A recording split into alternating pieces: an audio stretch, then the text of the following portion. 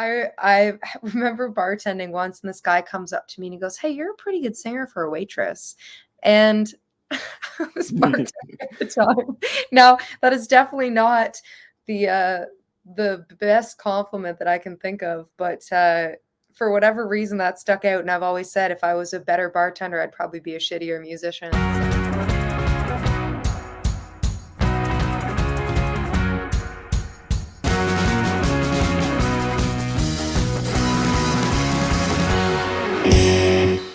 Welcome to the episode. We're here with Jessie T. I want to ask you, I feel like this is probably something very common, and maybe it's like people are like, really, that's your first question, but does the T stand for Tobin? No, Of course. Of course. Yeah. No, What? it was it's my last name. So Trenier is my last name. But when I first started kind of gigging around and stuff, I've obviously my real name is Jessie. That's a truth. But Okay. I found the spelling was kind of all over the place. Yeah. So I just ended up going with Jessie T kind of out of convenience, and it worked out pretty well. I don't know, there's like a little zing to it, you know? So that's where we stuck with it. That's fair, because I feel like if you put it up on like a marquee or something, it's like Jessie, and then it's like, how do you pronounce that? How does that work? It's Exactly. like I see names like in hockey because we're Canadians, so people know the reference, but it's like Absolutely. Taves. When I remember watching a World Junior and seeing that when I was a child of Taves on the screen, I'm like, that's Jonathan Toews. Like, no, it's not. Or it's like, people like Sydney. You named a guy Sydney. I'm like, yeah, but now it's cool because it's Sidney Crosby. So Exactly. It is uh, so true. Well, and there's a lot of people that do go with their last names. But it started as like a way to kind of do the cover band thing, yeah, which is how I started. I started playing kind of a bunch of covers in different local pubs and venues and stuff like that. And so it was out of convenience for that. And it just kind of continued to work. that's fair. I want to ask you, like, where did you get your kind of musical influence too? Because I know a lot of people will say they had a family member involved, or at a young age they were involved in music, but like, where exactly did it come for you? So I totally grew up in a household that was just like full of music. My mom was baking like Christmas cookies or any sort of like baking. There was always music going. My dad played guitar. So he used to come home after work and kind of throw his feet up on the table and noodle. So I think the love of music and just kind of being immersed in it came at a really young age. But the first time I remember thinking that like this was something that I was interested in doing was we used to go on family camping trips. Okay. And with my dad's side, and we all used to sit and play guitars around the campfire. And we had Last Kiss by Pearl Jam was our family song. And I just remember thinking this would be so cool if I could like play guitar and sing so my family could sing along. So that was when like, I think that was the first taste of the bug that I got. I was like, okay, we need to do this. Sure. And like, at what age did you really like develop it? Because like, listen, like, I can sit here and say I watched like Steve Yzerman and Mario Lemieux play hockey, and I'm like, Yeah. man, totally think I could do that. And then like you go and try 15, you put on your skates, and then you're like, all right, I wasn't never in hockey when I was like 7 and 8, so I'm already behind. Right. And then by that point, I'm like, I just like it for fun, but it never really drove as a goal. Like it was always like, okay, that's a pastime and I like it. But then like when I was maybe 20 odd, I was like, man, it would be cool to be on SNL. And I was like, you know what? Maybe not. Maybe I just want to maybe I just want to have conversations with people and develop that. But like, at what crossroads do you think you were like, you know what, I'm going to take this seriously? It's not just going to become like a pastime. So it's an interesting question because, I face that every day is whether or not it's what I will continue to do. And I think if most musicians are being honest, about once a week, we consider doing something else. But especially over the last few years, there was a part of my heart that I really learned that I would never honestly be happy unless this was what I was doing. But I started taking piano lessons at 8.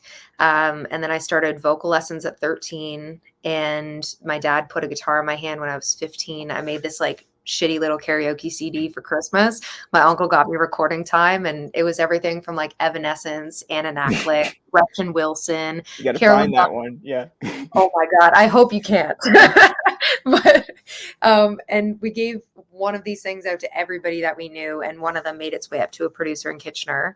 And that was when kind of the original side of music really I became aware of. And then I think at that point, there was a dedication to the idea of working at this as a craft. Okay. Then at 20, there was a dedication to kind of moving to Kitchener to kind of take this more seriously, be closer to the music. So there's been that kind of, to answer your question, there's been different points in my life where I've kind of had to make a decision on whether or not music was something I was going to do full time. And yeah, so I would say seriously, gigging started 17 and then probably 20 when I moved to Kitchener.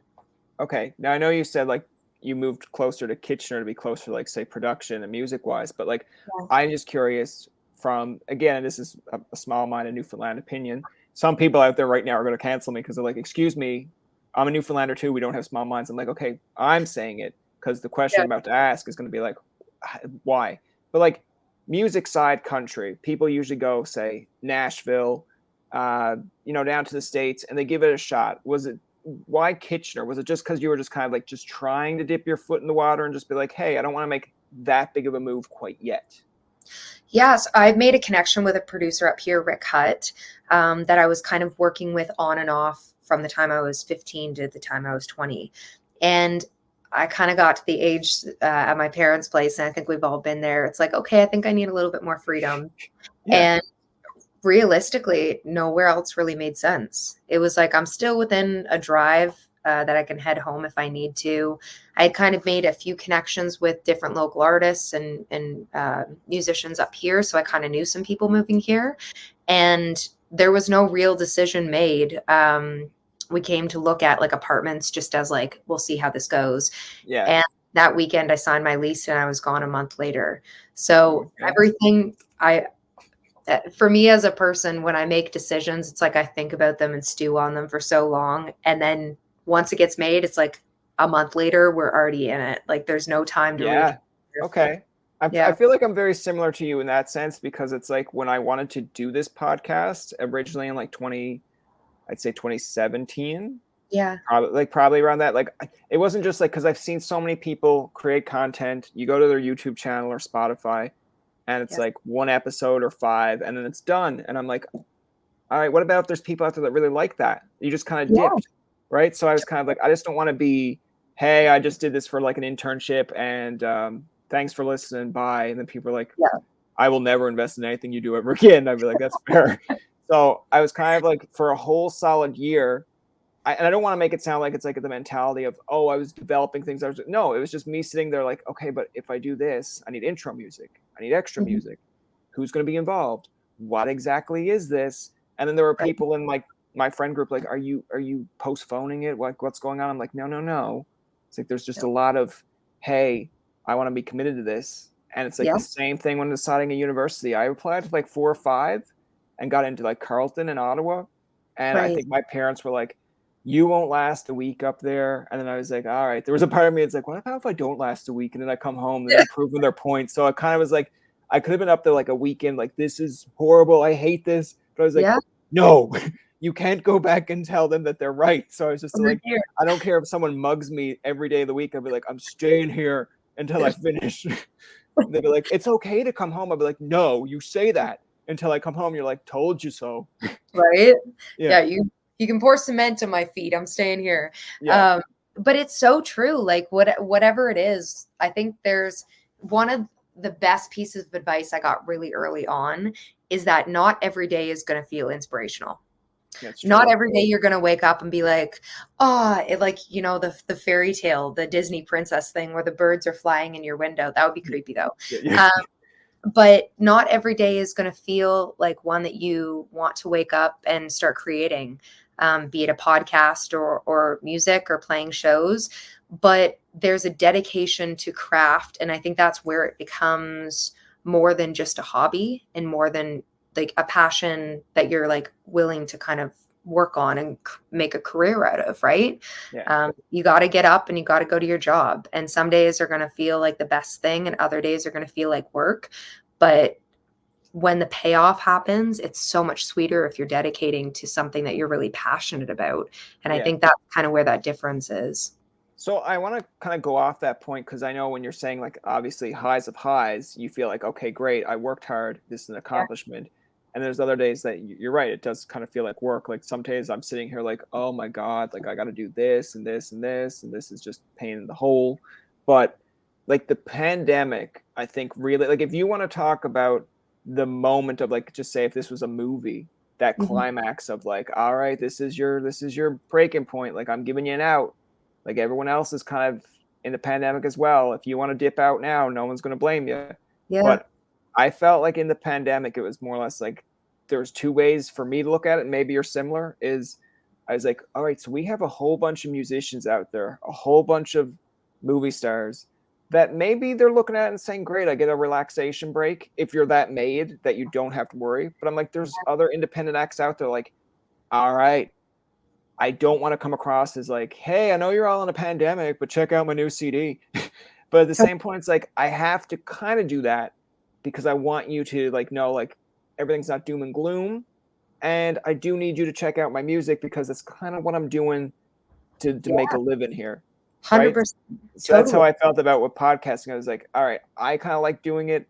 And I felt like there's going to be more people that are interested now because where's the platform?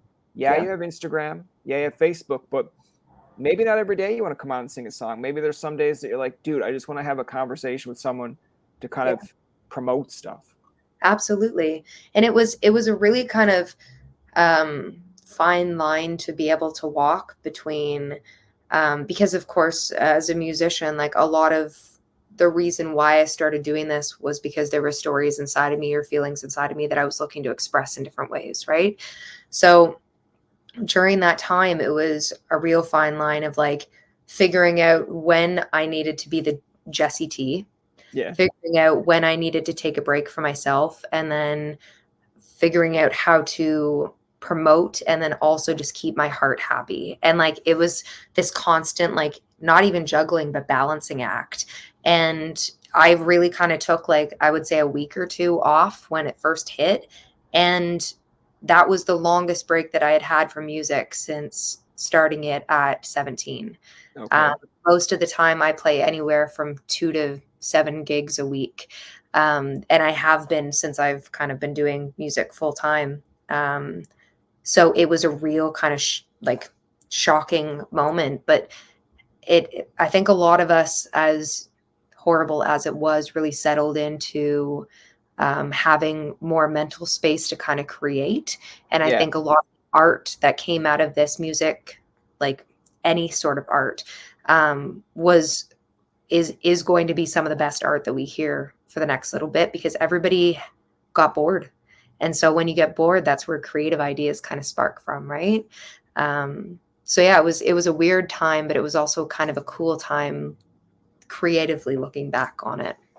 I think it's interesting that you mentioned that because, like, you know, when I was younger and you'd see like, I don't know, I was kind of into like NSYNC, Backstreet Boys, like all that stuff, and like you're a kid, so your mind is like just here in the moment, and everything else is like it's your own little bubble, right? Yep. So it's like I would see like a Backstreet Boys CD, and I'd be like, cool, and then it's like, all right, so when's the next one coming out? And then it'd be like, I don't know, 2 years later, and you're like, so you only released 3 music videos on Much Music, and now it's a new album, and like, like as a kid, you're like, this is stupid. Just release all your songs on the album, but you Yeah. don't realize like it's older. It's like, oh, it's smart. They're releasing 3 songs, get you to Yeah. buy another CD, release 3 songs, but sometimes they take like a 5 year break, and you're like, you think I'm gonna stay with you for 5 years? Like, what are you doing? But then there's the marketing side that's like, yeah, because you like their music. Of But now, course. like in today's world, it's just singles, and I used to think of like Ed Sheeran comes to mind because I like Ed Sheeran.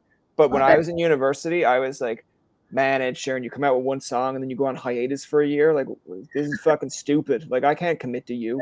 But then, Yeah. like, then you look back and you're like, but every song he puts out after the hiatus that he takes or mental break is Mhm. good. It's golden. So I'm like, if that's what it takes for you to come out with good music, Mhm. fine. Because I'd rather that than Ed Sheeran be like, I got an album out today, and I'm going to release an album in 2 months time, and you're like, okay, they sound same and not great. So Yeah, yeah, totally. I agree with you. Like the mental break sometimes helps because there are definitely songs out that I listen to now, and I'm like, I don't know if that would be so good. Yeah, if you came out with that, like, I guess in the pandemic sense, if we didn't have that. absolutely. Yeah. Well, and that's where like it's kind of an odd thing, the music business, to Yeah. put in quotations, and not that I'm far from an expert, but we are people at the end of the day, and like people need breaks, they need life experiences in order to create new things. You know, if you're sitting in the same four walls, eventually you're going to run out of ideas because there's only so many things in a room, right? Yeah. Once you step out of that room, sometimes it takes time to be able to do that. And we see it a lot where people get kind of the claim to fame, the 15 seconds, and they run through all of their good stuff and then they're stuck, and it's like, okay, well, what are we doing from here? You need Yeah. time to kind of be able to grow with an artist. And I can speak from my own experiences. My last full length album, or my project, was out in 2016, so I took a fair chunk of time away from kind of putting out music, but a certain amount of that was just working on my craft, and a certain amount of that was I wasn't really dedicated to the music that I was creating at that time. You know, it was really, really good, but which one defined me? And Yeah. I got really bugged up in this idea of like, well, it needs to be the newest song.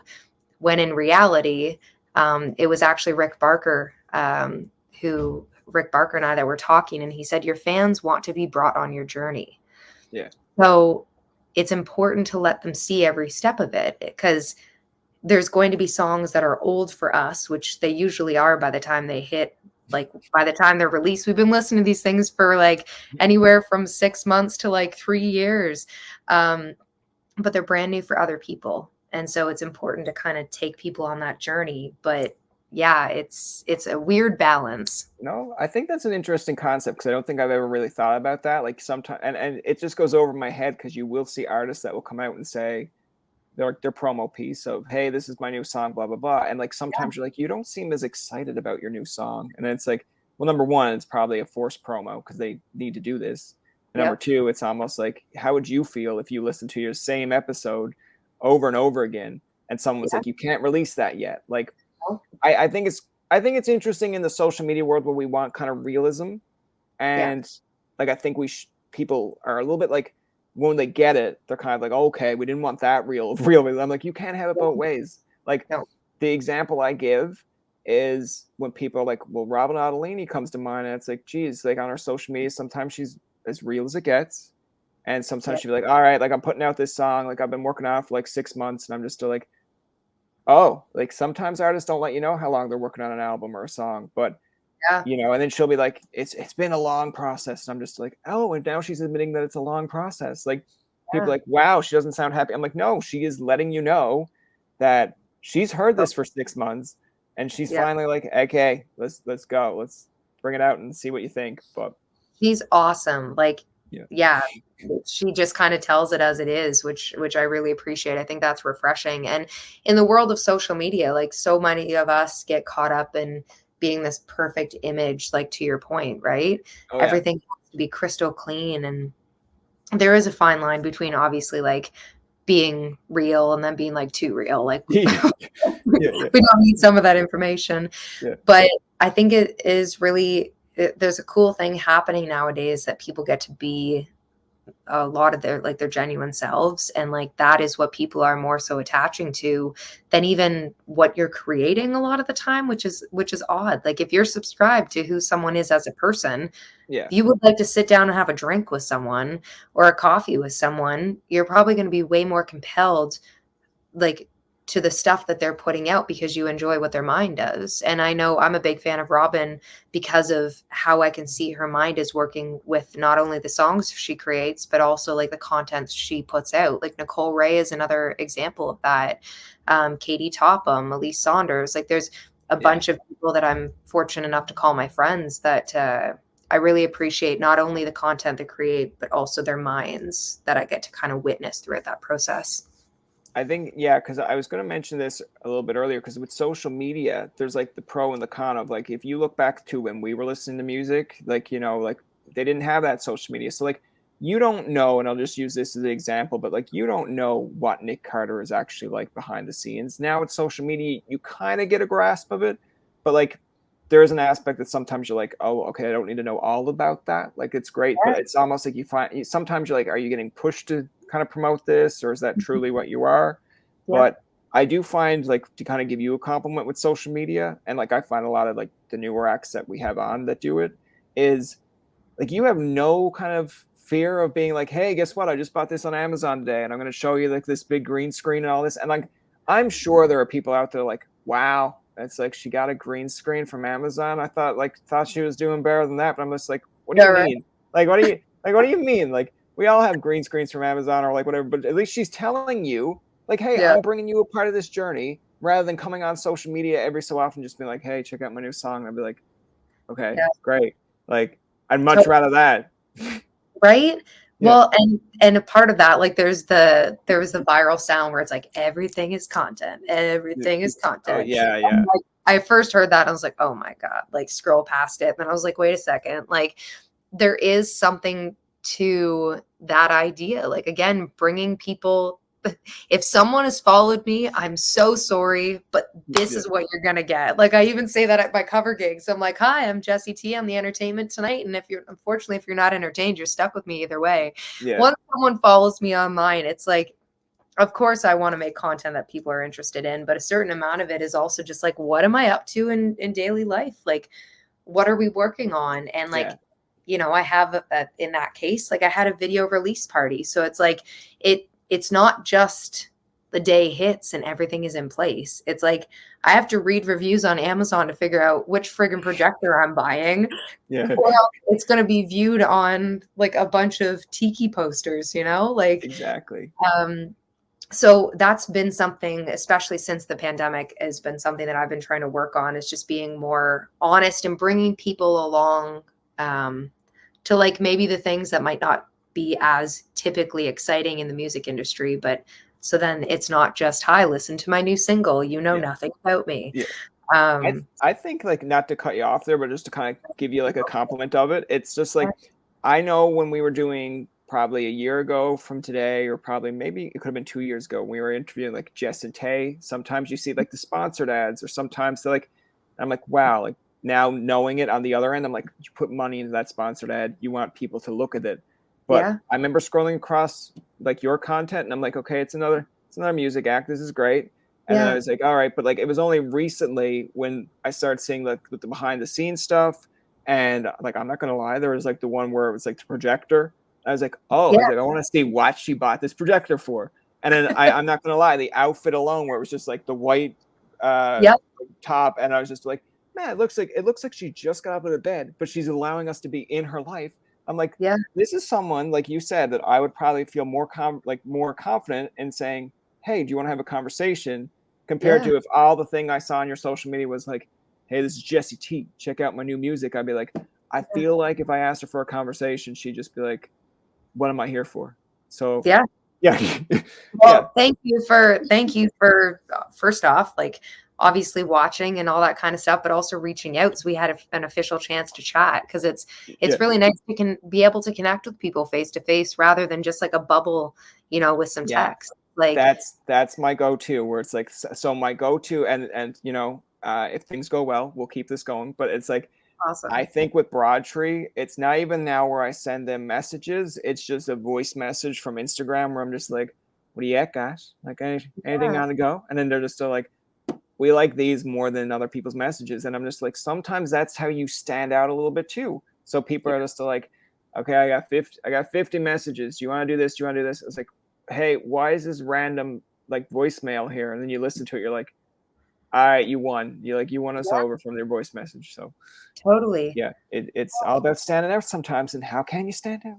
Exactly. And like everybody, I know this summer in particular has been like overwhelming, with like just the world kind of being more back to normal in certain aspects, but like getting kind of lost in the industry, right? Getting lost in emails and trying to keep up with all of the notifications coming from all of the different apps and stuff. And so to just have a chance to like sit down and talk to somebody face to face, you know, words to words, it's so nice. It's really nice having a single release right now, so then I actually get to talk to people that I haven't had a chance to connect with in a while or ever, right? Yeah. So, I mean, yeah. in my mind, I kind of looked at this from the very standpoint when I first started this was just audio, because I was just like, again, you have to build your own confidence. I know Yeah. there are people out there that will just be like, are you like, what are you trying to say? I'm just like, I never felt confident on camera, yet here I was in a radio broadcast program, sports journalism, and then they're just like, so what exactly do you expect to do with all this? I'm just like, you know that joke when people are like, you would make a good radio face? So like your face, I'm just like, that's going to be me. I will live up to that. And then years later, I was just like, man, I just couldn't sit here with a phone and just be like listening. And I'm just like, I'm not getting people's reaction. I can't tell if they're getting my joke. And then half the time it's just like, I know it's like 2 or 3 seconds of dead silence on the phone, but that feels like 50 seconds. And you're like, did Totally. I just totally offend somebody? Not that it matters that much, but you're still just like, okay, that's 3 seconds of dead air. Yeah. What's going on? But at least in like real time, you could be like, oh, their video froze, or hey, they're taking the time to process what you said, or they're Take it. reading your face reaction. Because there's a difference in saying, I hate Trump, and then like literally looking and being like dead face and Yeah. being like, man, I hate Trump. He's such a loser. And then people Yeah. are like, oh, he's just joking around. Like, I can say the same thing. Okay. But on a For voicemail, it's just a like, I don't know. Yeah, totally. Well, there's more that you get from the visual and audio standpoint, right? Yeah. But it's fascinating, like being like again as an artist, kind of having to learn to be comfortable in all of these different settings. Because like some interviews are on radio, so you're in like a radio station and you're like, oh my god, like is this what it looks like? Or like you're on your phone and you're like, this feels casual, but like who's Yeah. gonna hear this? Or Exactly. live from the Jessie shrine wall over here. But yeah, I really appreciate the opportunity to be face to face and like, yeah, get to know somebody more personally in that way. I feel like I've been in radio environments where I go in and like I see it on TV what it looks like, or like, like a kid from Newfoundland seeing like, I don't know, like Toronto, Ontario commercials. I was so entrenched. And then like you go into this like little radio station or studio, and I'm like, dude, this is like the top radio station in like Toronto or Yeah. wherever. It could be Ottawa. And I'm just like, you guys look like you're in my basement. And then they're Right? like, and then like they look at you and be like, and I'm like, no, like, it's totally fine. It's just that I imagine it to be like this big set and you guys being spaced out. But literally, it's like if one of you accidentally bumps the elbow, you're literally like, ow, you hurt me. And I'm just like, that's live on air now. Yeah, uh, exactly. I want to ask, because like to get into the context here a little bit of the music side of things as well. Like now you mentioned about if you go to your social media, you can see the behind the scenes stuff. I want to do a little bit of promotion for the actual song itself. So tell people the latest song. I've heard it.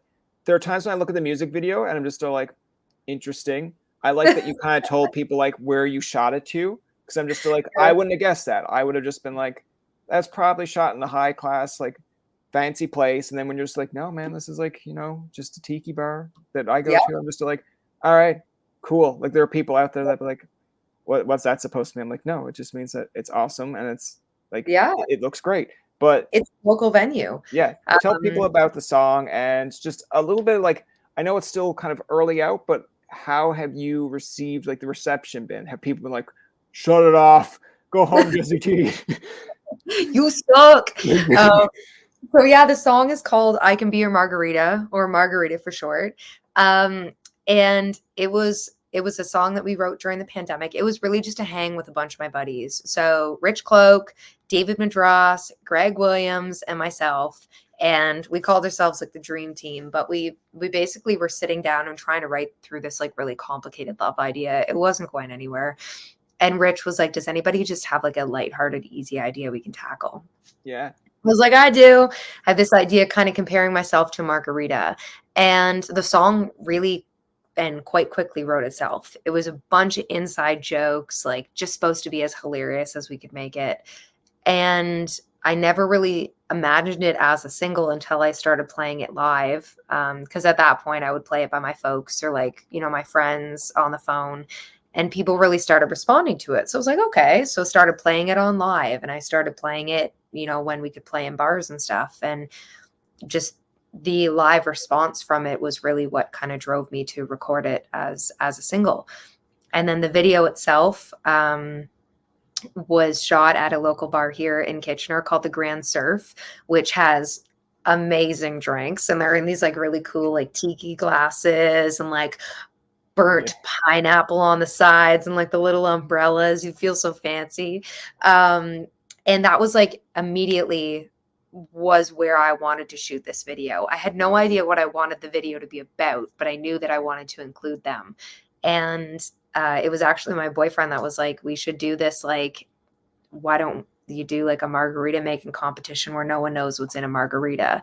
And I was like, that is genius. And so it's a bunch of my buddies, again, Rich Cloak, David Madrasa, two of the writers on the song, Josh David, who's like a phenomenal artist, and my boyfriend himself, were the four guys in the video. And I let each of them choose their own concoctions, which was an oversight on my part. Yeah. And we were like, how chaotic can we make this? And I'm so happy with how it turned out. And just there's been such a positive feedback from the song itself and from the video itself. I think it's just like, it's a different side of my character that people haven't really seen before. You sit down with me in a conversation, and I like to joke around. I like to be funny. Yeah. I usually am the only one laughing at my jokes, but I think I like to be funny. And so this kind of was the ability to show a little bit of that side of myself for the first time. So it's been pretty cool. I feel like if you had your time back, you probably would have been like, you know what? Like, I know I'm letting them come up with this idea of making their own margaritas, but like, let me just rethink that one, because it's like literally like you're just still like, why did I agree to this? Yeah. Like I look back at some ideas that I have that I greenlit or like let my buddies be involved in, and I'm just like, okay, like he's my buddy, but maybe not the wisest choice here. Yeah. Like, and then sometimes you're just like, okay, that does make sense, but to each their own. I mean, you look at the hindsight of it. If it does well, you're like, genius. If it doesn't do so great, you're just still like, all right, blunder, but we learn from it. But so far, so good. So that's where we want to head. Yeah. I want to ask, because especially now, where you mentioned in 2016 you had like your first kind of album, your first kind of, I guess, CD out, and now it's been this long. Like, I know you, prior to mentioning it, said that this was a whole process of writing, developing your craft. So like, when you eventually release I think it's in 2023, I read that you're coming out with one. Like, what are you more excited about? What's the process there? Because if you're kind of like a mindset of like, hey, I'm trying to develop things, I'm trying to like think this whole story through. What was the whole mindset of 2023, and what things did you think you changed from the first time around? So it's interesting. I was at a writer's round with Nicole Ray a little while ago. There was like a bunch of like female artists. It was one of her all women shows. And there was this running joke about an artist's version of Soon. Okay. I have new music coming soon. I have a new album coming soon. There's a video coming soon. Soon can be anywhere from like 2 weeks from now to like 3 years from now. And this album has been a little bit of that. We got a local grant, Waterloo Arts grant. Thank God for funding. But that was really a kind of stepping point to the end date of this whole thing. And I had kind of a whole catalog of music that obviously I had collected over the years, but with getting this grant right before the pandemic, and then to the point of the art that we kind of created throughout that time, there was this new influx of like stories that kind of came out of me and out of some of the experiences that I had during that time. And it just really felt like the right kind of catalog. So with, the album previous, a lot of those were my kind of highlight stories to that point in my life, the highlight songs to that point. Whereas these kind of collection, it'll be a little bit more mature sounding, because obviously it's been 6 years. There's a lot less about alternative characters, and it's more like personal kind of like point of views, I guess. Okay. But title track, which was my last single that was released, and Margarita will both be 2 singles off of that. And then we're going to have another one out probably early February, March. And then the album should be in the spring. Okay. And Yeah. like, was there anything like particular in mind of why you chose like spring per se, or was it just more or less like you're like, hey, I want to have time for these songs to kind of be out there and see where Yeah. they go, and then an album? Because some people are just they're like coming out with a Christmas album, like it is September. Can we at Yeah. least let it settle in? And then some people would be like November 1st, hey, like, and you know they prepped for it for a while, but then they're just kind of like, hey, November 15th, hey, I'm coming out with a Christmas album December like 3rd, and you're like, quick, I like it. Like I know you worked on that for about a good solid couple months, but at least you didn't just plant it on me in September. I'm like, hey, I'm like, we haven't even got through Halloween. We haven't got there yet. Yeah. Yeah. And even like I'm doing like a super soft kind of just in these conversations, letting people know there is a project coming. But it was really, again, the end date that just kind of kept getting pushed. We released title track in October of last year, and we were hoping for Sirius XM, obviously, for it to get on there, and it didn't until January. So and then once it was on for a few more months. So then all of a sudden, the idea of releasing another song at the end of January didn't make sense anymore. Yeah. So we were kind of like, okay, well, let's ride this wave. And then when Margarita was ready to come out, we're like, well, it'd be weird if I just released one song and then an album. So let's release Margarita. And then you're not going to release an album at the beginning of the year because then you can't tour it. So it's like, well, let's do 3 songs and then have the album in the spring, and then that way I can kind of shop it and sell it, hopefully for people through the summer 2023 shows. So even the summer is starting to kind of fill out a little bit already, which is awesome. So I'm just excited to have a new tangible product and some new tunes for folks. So like I also read, and again, like sometimes reading can be good, sometimes it can be like horrible because you're like, oh, like these are not true. But it's like I read, now we've had him on before. I thought he was like a super kind of easygoing guy, but like Jason, I think it's like Jason Blaine. Yeah. Like you are kind of like a background singer sometimes when he goes on tour as well. Yeah, I am. I know that you share the stage with like the Reclaws, Jessie. I can never pronounce her last name, but it's like Maskaluk. Moskaluk, yeah. Close. I know there's going to be people out there that want to cancel me right now. But like, how do you find those experiences? And just like, because I know a lot of things, like I'll give the example down here. Like we have an act, Rachel Cousins from Newfoundland, but like she's her own artist. But like sometimes it's like a Newfoundland kind of bubble. And I feel like it's music in general. If an artist that you know calls you up and says, hey, I'm getting ready to go on tour, like technically we already have our singers or our opening acts, but do you want to join in some capacity? Because you're like a sponge, you're learning. So like when you get that call, is there a part of you that's like, yes, or is there a part like, oh man, could you put me on the card somewhere? Yeah. Little A, little B, and also a little bit of like, oh shit. Okay, let's do this. But the Jason thing has kind of been the first of its kind, like supporting an act. And obviously, like I've listened to Jason's music throughout most of my life. Like I've absolutely been such a fan of him and like, again, what he creates. So it's been really cool to be able to stand side stage and like not only support him, but also learn. We played main stage Boots and Hearts this year. So to be able to be on that stage before it was my turn was pretty cool. Cause then all of a sudden, when I do have that opportunity, I'm not going to say if, when, it won't feel hopefully as like, oh daunting. My God. Exactly. And, with, the Reclaws or Jess Moskluke, Paul Brandt, all the posters are back there, by the way. But it's just really cool to be able to be on stages that those people are going to perform later at night, get to do your set and then hang around and see the pros kind of doing their thing. And also like, I'm such like, I love learning, like standing, watching, seeing what people do, what works, what like doesn't, all that kind of stuff. It's really cool especially with those acts that are so fine tuned, Yeah. to be able to like stand and absorb that information and then take it back and apply it hopefully to my shows. So it's a pretty cool thing to get the call. Yeah, I feel like the one that I forgot to mention, but it's just on the tip of my tongue, and I was like, oh, I knew I forgot some, but like Adam Gregory is another one. I like Yeah.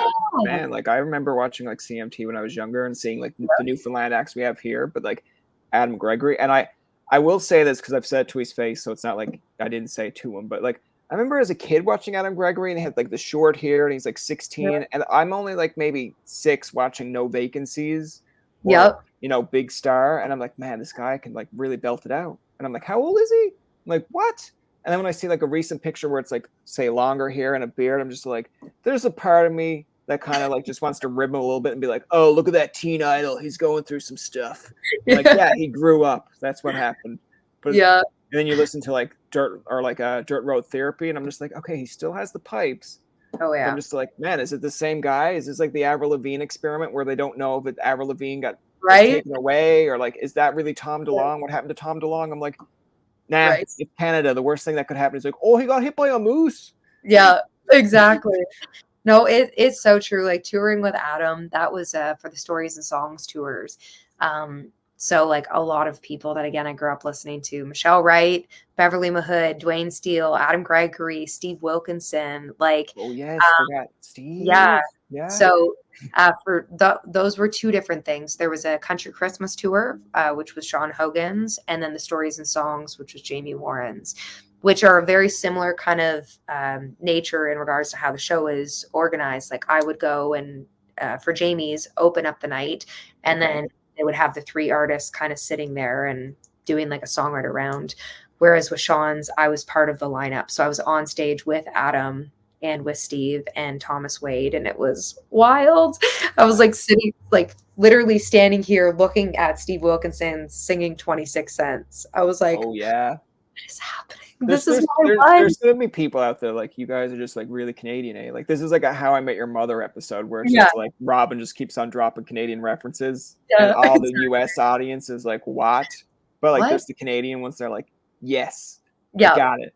Because you say 26 cents, my immediate reaction is getting driven to like, I guess, was it swimming meets, or like, you know, learning how to swim, and then my mom had that on.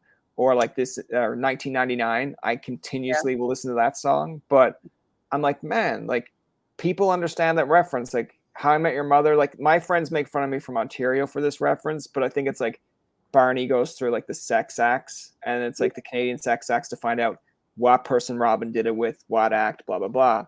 And he goes, yeah, and he names something, and it's like the Newfoundland lobster trap. And I'm just like, that's more Nova Scotia. But it's like Robin goes, I don't know anything about that. Those Newfies are crazy. And I'm like, there are people out there that are probably going to want to cancel you because you said Newfies. But I'm sitting there with my friends, and I'm like, we are a little crazy. Yeah. Like, I don't take offense to that at all. I'm like, just like that. They included us at least in the show. And if they can't say Newfoundland, right, at least they just said Newfies. And I'd prefer that than someone like that's from Canada go like, I'm going to Newfoundland or Newfoundland. I'm just like, please just try. Just try. Yeah. You got this. I support you. You got it. Kind of clue it up. We have a fun aspect that we like to play. I'm just going to see if it will generate here for me. It's called Random Question Generator. I think it's fun because I kind of lose the aspect of the podcast, and people are like, good, he shuts up. And I'm just like, hey, mom, stop. Yeah. But there's a stop. This is like, this is my time. So we'll play a game, and if you don't want to answer the question, just throw it to me. We can come with another one, or I can answer it. So this one's a little bit cheeky. I feel like it's a hard one, but because a lot of people are humble and modest, I'm not. But like, what was the best compliment you've ever received, like your whole life? I ever received. I don't know why this is not a good compliment, but I remember. I always remember the good, like the bad ones. Right. I remember bartending once, and this guy comes up to me and he goes, "Hey, you're a pretty good singer for a waitress," and I was bartending at the time. Now that is definitely not the best compliment that I can think of, but for whatever reason that stuck out. And I've always said if I was a better bartender, I'd probably be a shittier musician. So I'm going to say there was a lot of like things I could have dug into, but I was taking that that was my life path I was supposed to follow.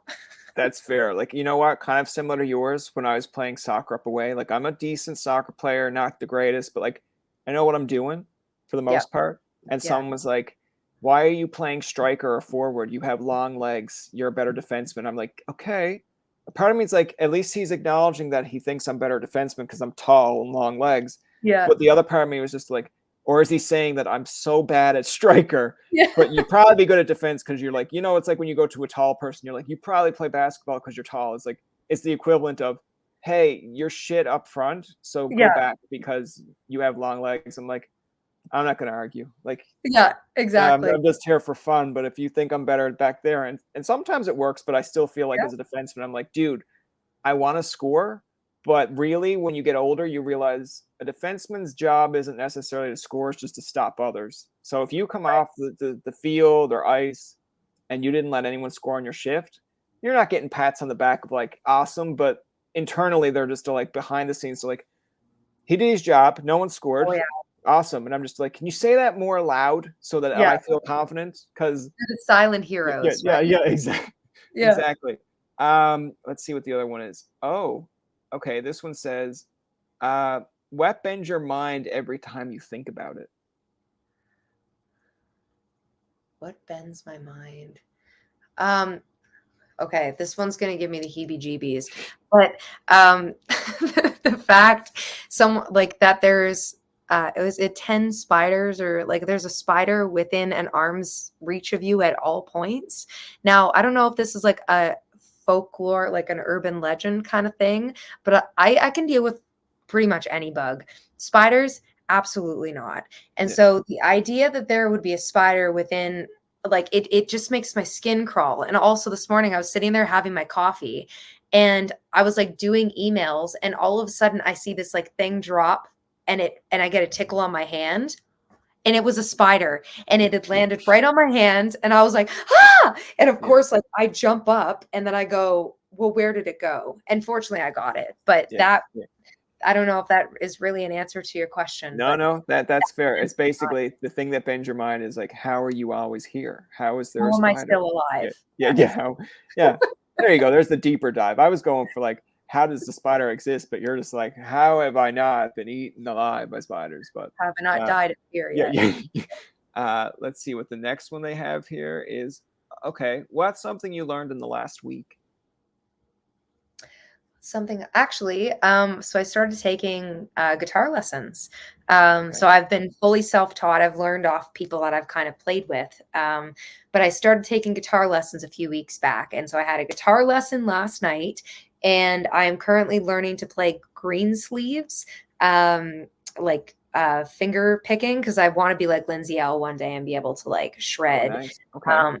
So I would say the green sleeves, I'm learning to like solo and like play the melody. I never knew that she knew how to shred. I mean, for the listen, I can't be. I'll be honest and say like I haven't done a deep dive into like her career or anything, but like some of the music videos, and I get it. She's like the center point of the music video, so it's like most times you just see her sing, dance, or perform, and then I'm like, okay, I don't see a lot of shredding, but it's a good thing to know. I mean, totally, she's a killer guitar player. Definitely check her out. Oh, this one's a little bit sad, but you know what? We'll go for it. What makes you? It says, what makes you cry? Almost everything. I mean, when we joined this conversation, you're just like, I'm so happy to be here. It's so nice to be here.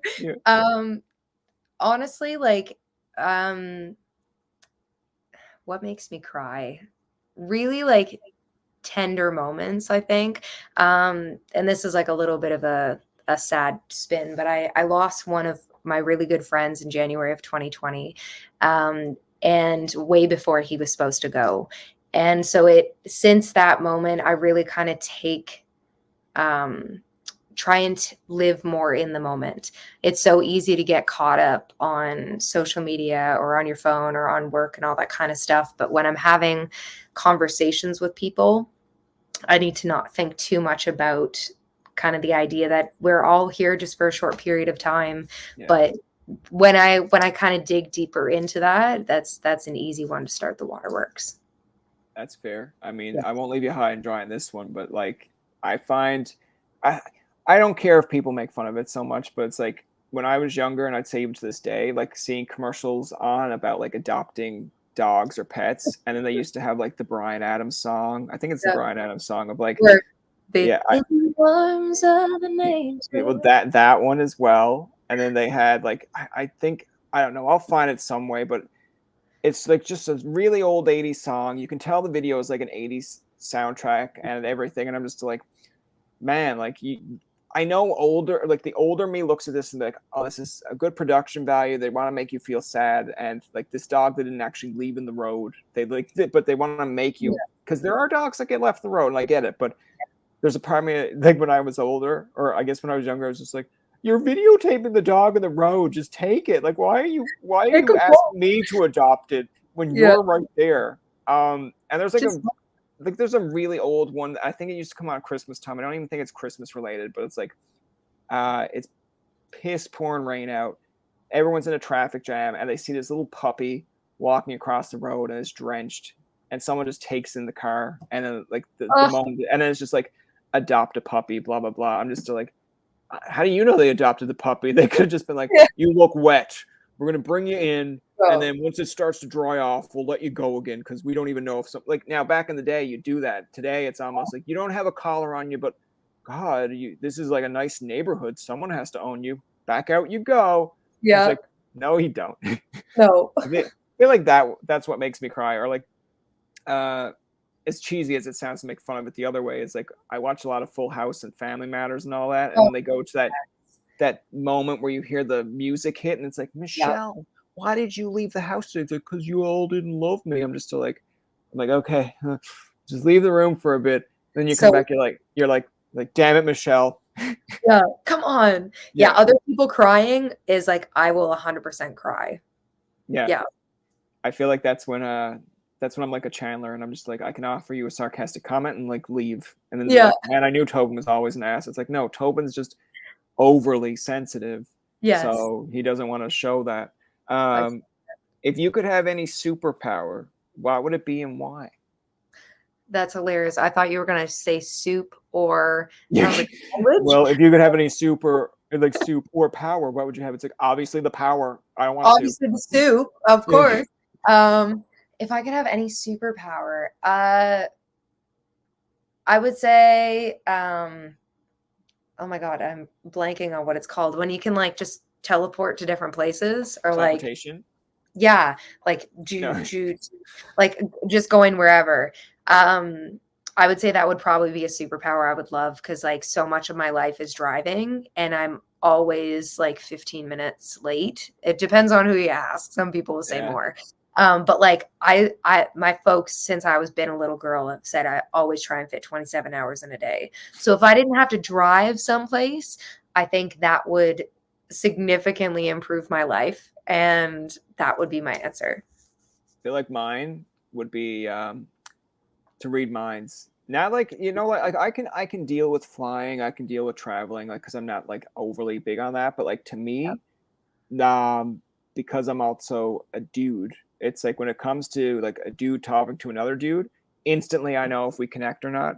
When it comes to like me conversation with like a girl or like a female, especially when I was in university, it would be good to know right off the hop. And I don't even have to say it out loud. It's like, I know you're not interested, but if I'm just like, hey, it's like we play soccer together, and their mind is like, oh God, I'm just like, all right, genuinely just have a nice conversation, and then mosey on out of here, because you know that because you read her mind, knowing that she's like, Jesus Christ, leave me alone. I'm just like, gotcha. Rather than them just be like, oh yeah, we totally play on the same team. Yeah, I'd love to have teams with you. And then like later on, you're still like, she did not want to have teams with me. She was just trying to be the very, very nice. But I will argue with friends. I'm like, she could have just told me to F off. I'm just like, and then look, who's the monster then? I'm like, well, it saves her like 3 or 4 times of this happening, and it saves me from doing this 3 or 4 times. So like, yeah. It's my go-to superpower. People are like, that's a lame superpower. I'm like, man, it saves me in the long haul. Mentally. The last one we have here. Oh, this one's I like this one. If you lost all your possessions but one, what would you want it to be? So I got a cat during the pandemic. So if I she would toss him aside. He's not coming. No. yeah, exactly. If she I think that's like a given because she's not a possession. She's like basically my She's child. a family member. Exactly. A one possession. I mean, I would be hard pressed to leave my guitar behind if I'm being honest.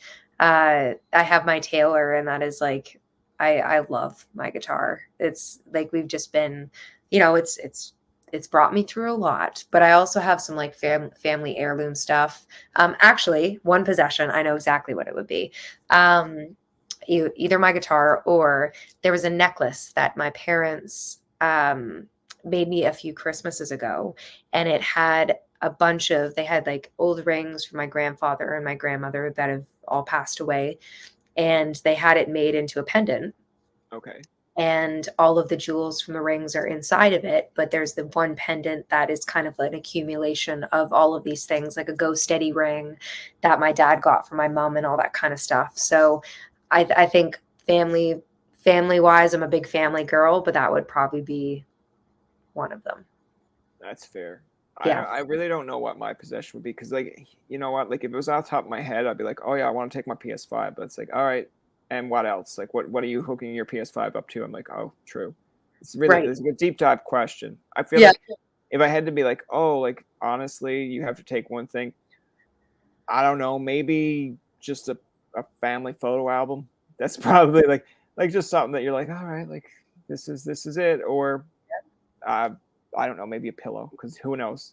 Right. It's not as sophisticated or deep dive. It's just like, man, if wherever you're going to take me, can I at least have a comfortable place to lie my head?